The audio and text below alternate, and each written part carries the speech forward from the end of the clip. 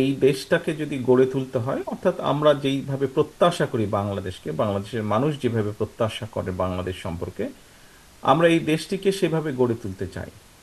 আমি আপনার কথার সাথে, এখানে হাজার হাজার মানুষ আছেন, সকলের সামনেই আমি একটি কথা বলতে চাই যেটা বাস্তবধর্মী কথা আমার কাছে মনে হয়।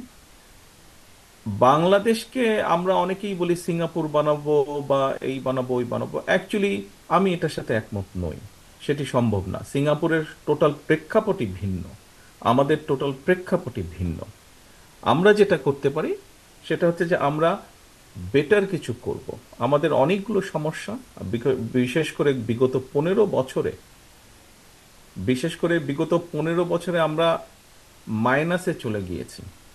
প্রত্যেকটি সেক্টরে, আপনি দেশের প্রত্যেকটি সেক্টরে, আপনারা প্রত্যেকে এখানে উপস্থিত প্রতিটা মানুষ আপনারা দেশে আছেন, কাজেই আপনারা প্রত্যক্ষভাবে প্রতিটি জিনিস দেখেছেন কাছে থেকে। প্রত্যেকটি সেক্টরকে পিছিয়ে দেওয়া হয়েছে।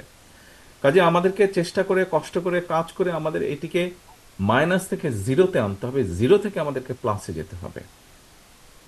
কাজে আমরা বাংলাদেশকে বাংলাদেশের মতনই গড়ে তুলতে চাই, বাংলাদেশের মতনই গড়ে তুলতে চাই। সমস্যা থাকবে, সমস্যা কম মাঠে চাই আমরা।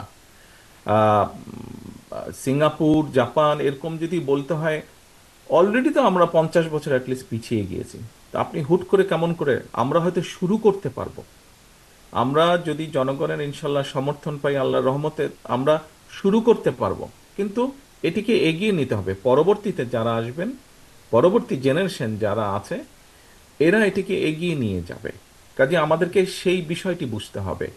কোনো সরকার আসলো 6 মাস, 1 বছর, 2 বছর, 5 বছরে সব চেঞ্জ করে ফেললো, সিঙ্গাপুর বানিয়ে ফেললো, জাপান বানিয়ে ফেললো, কানাডা বানিয়ে ফেললো, সুইজারল্যান্ড বানিয়ে ফেললো, এটা একটি অবান্তর একটি বিষয়।